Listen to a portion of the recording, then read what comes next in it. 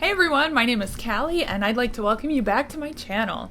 So if you're just now tuning in, welcome to this series. I am doing a vlog series which follows the journey of these 10 reads from the moment I open them, break them in, to the moment I will retire them. Oh no, we will not talk of this. And all the way to the very end. Yeah, this is actually, I'm going to show you guys what I do on day 2. I'm going to try to make these vlog posts a little bit more informal than some of my other videos, just because, you know, the process of breaking in reads, it requires, you know, a bit more attention and stuff. So I just want to let you guys know that this is just a peek inside my process and what I do. And my hope is that you guys will maybe get something out of this and maybe be entertained a little bit. In the meantime, yeah, just enjoy. This is day 2.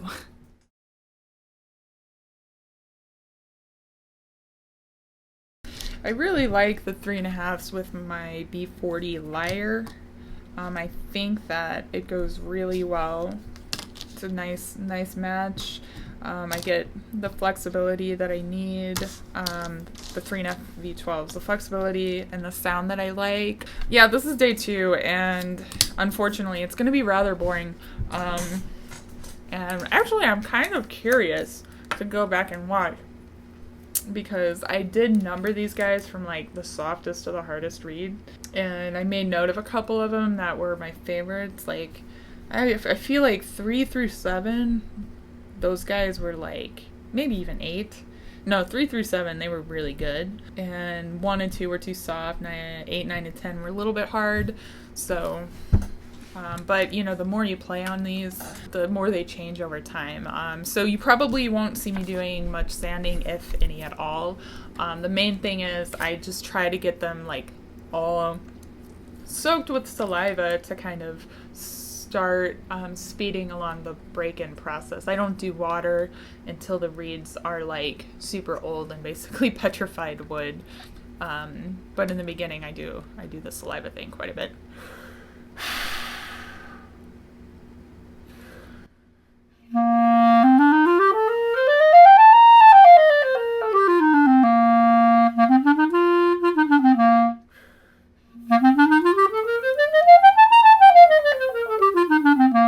Oh yeah, that's really soft.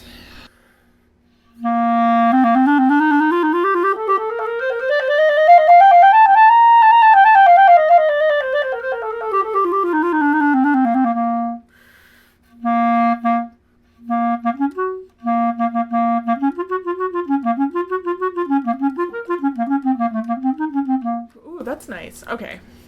All right, you're a little on the soft side.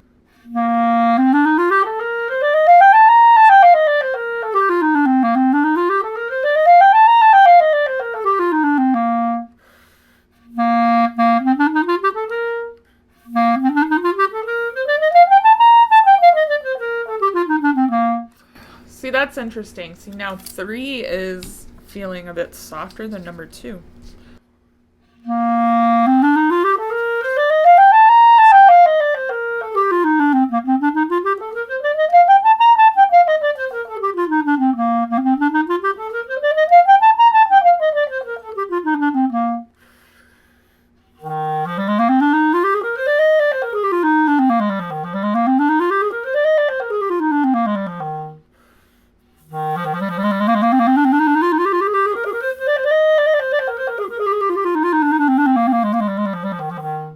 That's not bad. What's that? Number 4? It's pretty good.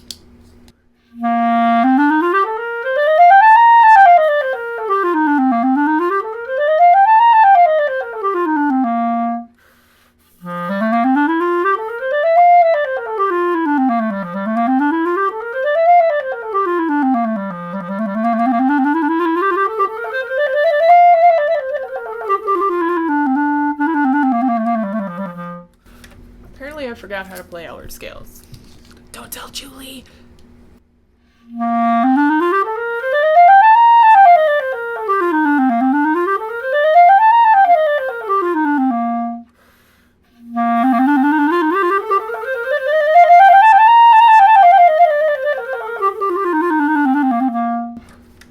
tell Julie about that one. That wasn't too bad. But, like, see, again, you don't want to play on reeds that are, like, super waterlogged. And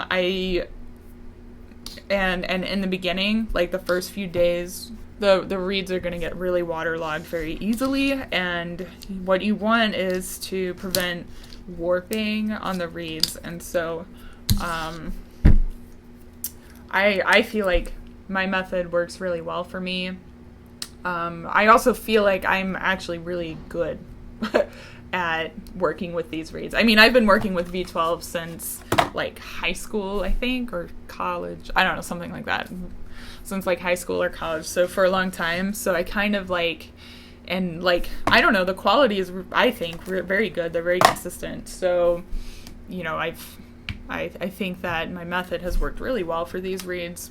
I can't say for any other brands how they manufacture reeds. Maybe, you know, maybe less work for me, maybe more, but this works. I don't know.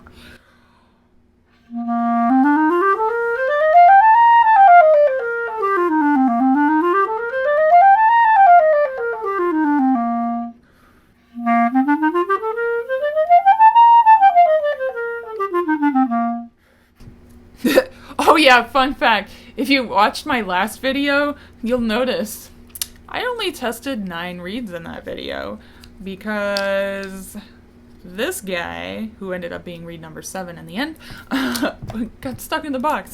So after I turned off the camera and everything, I realized it was there and I tested it and added it to the rotation. So anyway, that ended up being number 7, and he's actually not sounding too bad. I think once he's broken in, he might actually prove to be useful. Aha.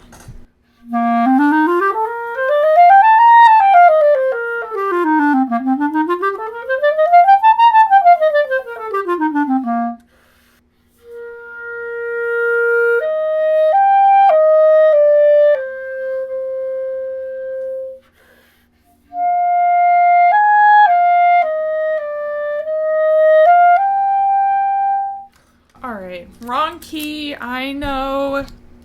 I like that piece though, so for those of you who are perfect pitch, that's all you get. I'm not getting my A clarinet out, just for you to hear it in the right key. Okay, let's see. I'm actually really surprised. What was that? Number 8? Number 8, I feel like was kind of stuffy last time.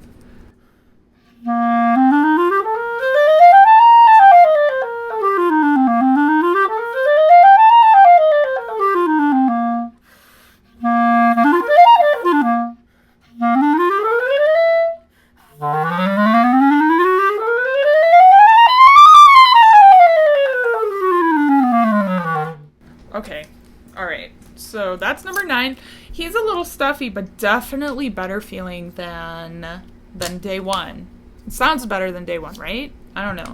You guys might have to go back and check for me. I was pretty tired on day 1. That's another thing. Do not test reeds or any equipment if you're already tired of playing your instrument.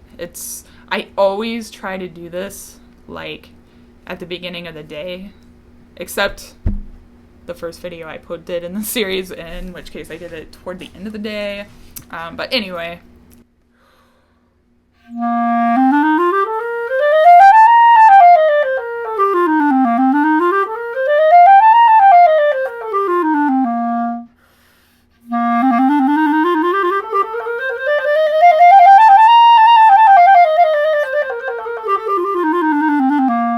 Okay, cool. Actually, none of these reeds totally suck, I think. They're all workable. I might have to work on balancing them a little bit. We'll cross that bridge when we get there. Well, that's reed 1 through 10. You guys heard my comments about all of them. They're starting to soften up a little bit. They're starting to feel a little better even just on the second day and having barely played on them very much.